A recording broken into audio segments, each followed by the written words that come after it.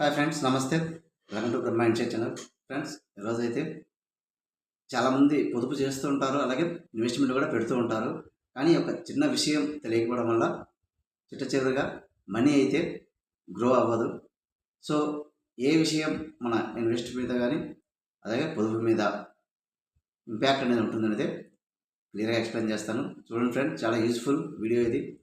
Investment పొదుపు చేసే వాళ్ళకి మనం చేసే ఏ ఇన్వెస్ట్మెంట్ కానీ పొదుపు కానీ ఇన్ఫ్లేషన్ అనేది ప్రభావితం చేస్తూ ఉంటుంది.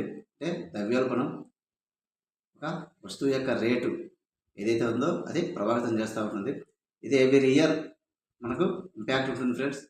కాబట్టి చేసే ఇన్వెస్ట్మెంట్ కానీ పొదుపు కానీ ద్రవ్యోల్బణం పర్సంటేజ్ని మనం మించి ఇన్వెస్ట్మెంట్ చేసినట్లయితే ఖచ్చితంగా మనీ అయితే గెయిన్ అవుతుంది.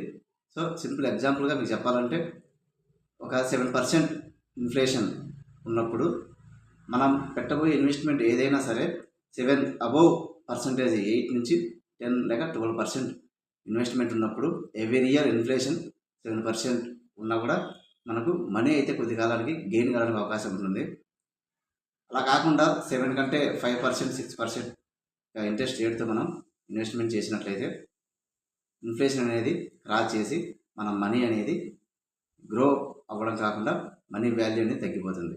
ఇది ఫ్రెండ్స్ యొక్క ఇన్ఫ్లేషన్ పర్సెంట్ ఆధారంగా బేస్ చేసుకుని మనం ఎక్కడ ఇన్వెస్ట్మెంట్ చేసినా కూడా ఆ మినిమం 10%, 10 అబోవ్ లేకపోతే 8% పెట్టుకున్నప్పుడు మనకు మనీ అయితే గెయిన్ అవ్వడం అవకాశం ఉంటుంది. ఇదే ఫ్రెండ్స్, ఈ వీడియో నచ్చితే లైక్ చేయండి, అలాగే మీ ఫ్రెండ్స్ అండ్ ఫ్యామిలీకి షేర్ చేయండి. నచ్చితే సబ్స్క్రైబ్ చేసుకోండి. ప్రతి వీడియో కూడా మీకు నోటిఫికేషన్ రూపంలో రావడం జరుగుతుంది. Thank you friends, thank you for watching.